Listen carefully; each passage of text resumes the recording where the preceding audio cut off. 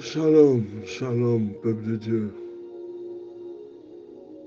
Que le Seigneur nous bénisse et que sa grâce nous couvre. Nous sommes co-héritiers du trône et nous avons l'abondance avec nous. Je bénis tout un chacun. Nous sommes à la fin de l'année. Donc nous allons prendre un temps de jeûne pour clôturer l'année. Amen. Nous allons prendre un temps de jeûne et nous allons clôturer l'année avec. Ça sera le 31, le 30 et le 29. Amen. Où nous allons prier, nous allons clôturer l'année.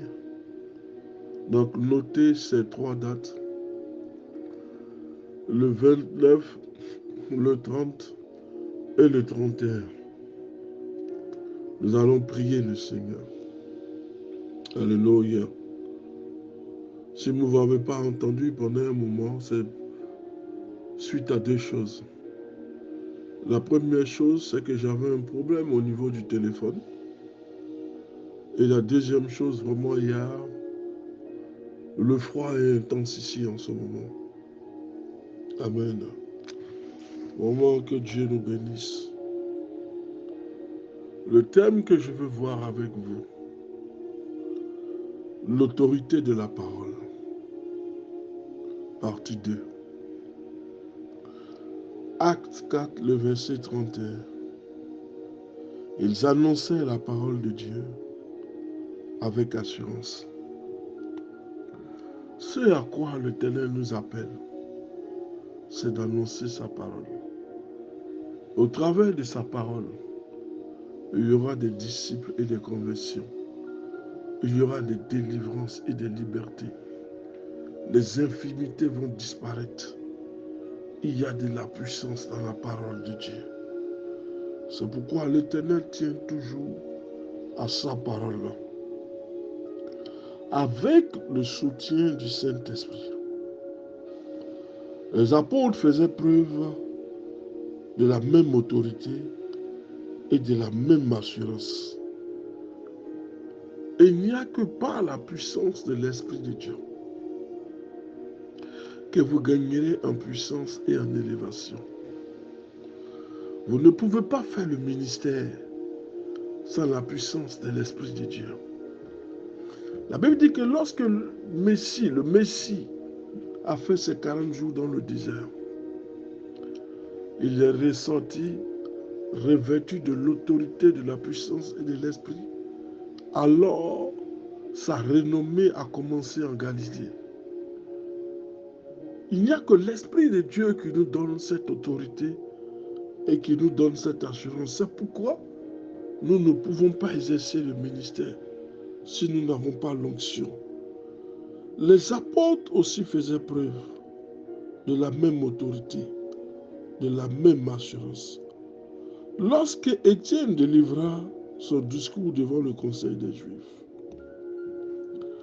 le conseil des Juifs qui étaient ses adversaires, il n'était pas capable de s'opposer à la sagesse et à l'esprit par lequel Étienne s'exprimait. Étienne s'exprimait avec assurance. Il s'exprimait avec dévotion. Il était recouvert de l'Esprit de Dieu. Mais on ne peut pas bloquer, frère, ce qui vient de Dieu. Lorsqu'une œuvre est de Dieu, elle a reçu l'onction de Dieu. On ne peut l'arrêter, on ne peut la bloquer. Même ceux qui vont s'élever contre cette œuvre vont penser remporter la victoire à un moment donné. Mais Dieu va renverser le débat en ta faveur. Alléluia. Les adversaires d'Étienne n'étaient pas capables de s'opposer à la sagesse, à l'esprit par lequel Étienne s'exprimait. Acte 6, le verset 10. Mais l'assurance ne veut pas dire arrogance. Ces deux thèmes ont tendance à marcher dans la confusion. Des fois, lorsque nous voyons quelqu'un parler avec assurance, nous avons tendance à dire que c'est une personne arrogante. Non. L'assurance et l'arrogance ne vont pas ensemble. L'homme arrogant, c'est celui qui croit tout savoir. C'est quelqu'un qui veut imposer ses opinions. Or, le chrétien qui fait preuve d'assurance est celui qui a la certitude que le message de l'évangile est la seule vérité qui conduit au salut. Il n'y a pas d'autre message. À l'intérieur du message de l'évangile, il y a la personne de Jésus. Or, c'est la seule personne par laquelle nous devons passer pour accéder au royaume des cieux. Il n'y en a pas deux. C'est pourquoi nous disons que le chrétien qui a la certitude, il sait une seule chose, le message de l'évangile est la seule porte par laquelle nous puissions accéder au salut.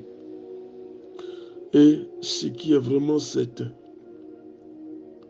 c'est que la parole de Dieu, qui est énergique, est plus tranchante qu'un glaive à double épée, à double tranchant.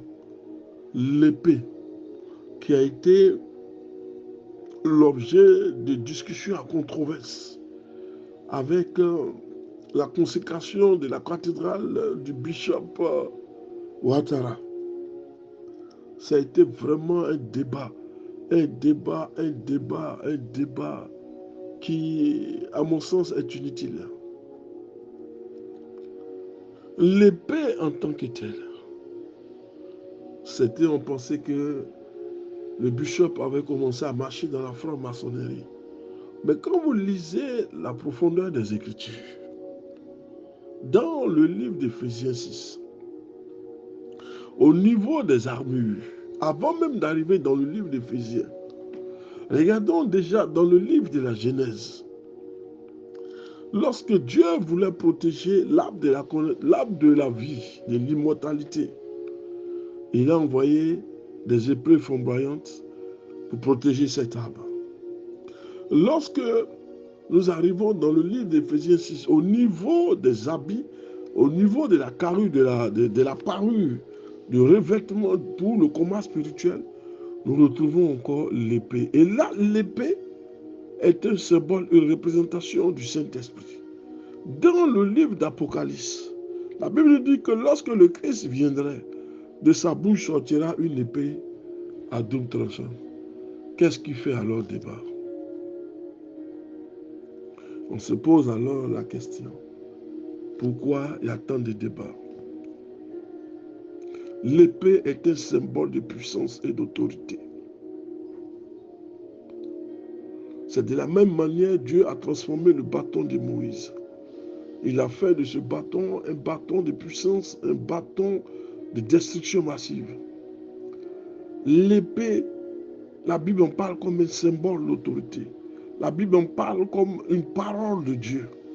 Dans le livre de Genèse, c'est une épée de protection, mais aussi une épée dévastatrice.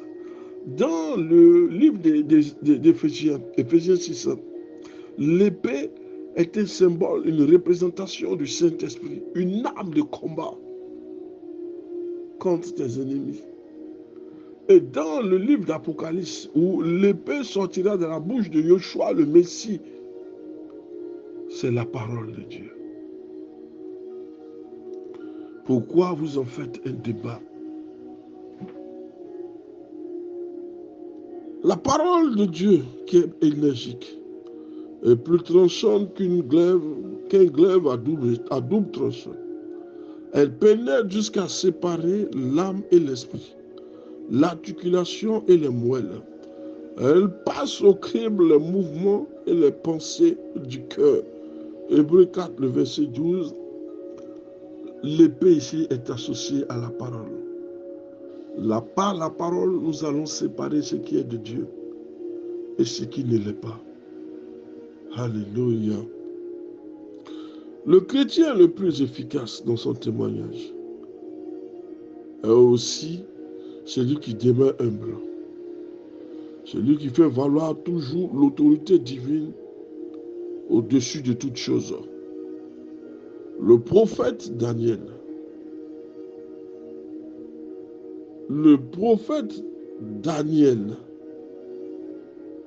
lorsque le roi lui demande de lui dire quel rêve il avait fait, ainsi que son interprétation, il répondit avec humilité, si ce mystère m'a été révélé, ce n'est pas qu'il y ait en moi un esprit de sagesse supérieur à celui de tous les êtres vivants, mais c'est afin que l'interprétation soit donnée au roi et que tous connaissent la pensée de son cœur. Daniel 2, le verset 30. Dieu en a donné à Daniel un esprit supérieur.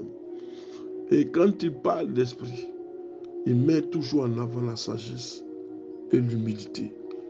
Il ne parle pas par arrogance.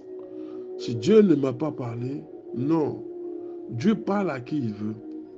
Il donne à chacun un esprit supérieur. Il choisit chacun en inculquant un esprit par rapport à une mission. Et c'est par cette mission que Dieu développe à toi un cœur, une sagesse, un ordre, une mission, une action, une façon de s'exprimer. Ce qui est différent des autres, c'est de la même manière dont s'exprima Daniel. Daniel fait connaître au roi quelle est la pensée de Dieu par rapport à un songe et son interprétation. Seul Dieu est capable de révéler les choses qui sont cachées à l'intérieur de notre vie. C'est pourquoi cette année 2024 qui va se passer,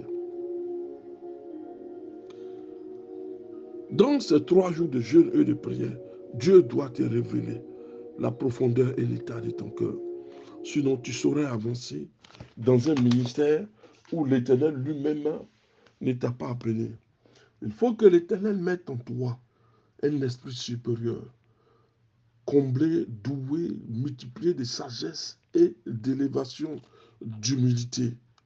Et c'est ainsi que Daniel, Dieu donna à Daniel un esprit supérieur. Daniel, non seulement parvient à voir à l'intérieur parvient à voir à l'intérieur du songe, à savoir quel est le songe, et à fournir son explication et à fournir son interprétation. Joseph est un autre exemple d'un homme qui accorde toute la gloire à Dieu quand il s'agit d'interpréter le rêve de Pharaon. Lorsque ce dernier lui dit, j'ai appris qu'il te suffit d'entendre un rêve pour l'interpréter, Joseph s'empressa de rétorquer, ce n'est pas moi, c'est Dieu qui donnera une réponse favorable à Pharaon. Quand nous écoutons nos dévanciers, le prophète Joseph et Daniel, nous devons déjà analyser la sagesse qui les caractérise. Comment ils mettent en avant la gloire de Dieu plutôt que leur ego eux-mêmes. Comment ils parlent avec assurance sans marcher dans l'arrogance. Mais ils transmettent les choses selon la parole de Dieu. Ce que Dieu dit, ce que Dieu dévoile, ils le transmettent. Mais quand ils le transmettent, il faut qu'ils accompagnent ça avec le nom du Seigneur. Pour ne pas qu'ils marchent dans l'arrogance et pour ne pas qu'ils marchent dans la prétention. Mais qu'ils doivent toujours manifester la gloire de Dieu au travers des témoignages qu'ils vont rendre. Non pas parler d'eux-mêmes, mais de parler de la gloire de Dieu. Un auteur dit ceci, l'assurance a besoin d'humilité pour devenir effective. Si nous ajoutons l'humilité à l'autorité, nous faisons preuve alors d'intégrité et notre témoignage sera d'autant plus puissant. Lorsque nous témoignons, affirmons la parole de Dieu sans faire de compromis, mais sachons écouter l'autre afin de pouvoir répondre avec efficacité à ses interrogations, sans le forcer à ingurgiter, les larges portions des Écritures qu'ils ne comprendraient pas. Non. Marchons dans l'humilité, la simplicité. Comme ça, les gens nous entendront et nous comprendront. Nous devons imiter Philippe, abordant un haut fonctionnaire de la reine des cadences. Acte 8, le verset 30 au verset 36. Quel que soit l'esprit qui est en toi, apprends à marcher avec sagesse et humilité. La sagesse et l'humilité vont produire en toi l'intégrité. L'intégrité qui vont t'amener à parler, à manifester la gloire de Dieu au lieu de ta propre gloire. Toute la gloire appartient à l'Éternel. Que Dieu nous bénisse et que la gloire lui soit rendue. N'oublions pas, le 29, le 30 et le 31, nous avons un temps de jeûne et de prière et nous allons clôturer l'année. Vraiment que Dieu vous bénisse. J'ai eu quelques pépins, mais je suis revenu encore. Dieu renouvelle toujours nos forces. Que la gloire lui revienne.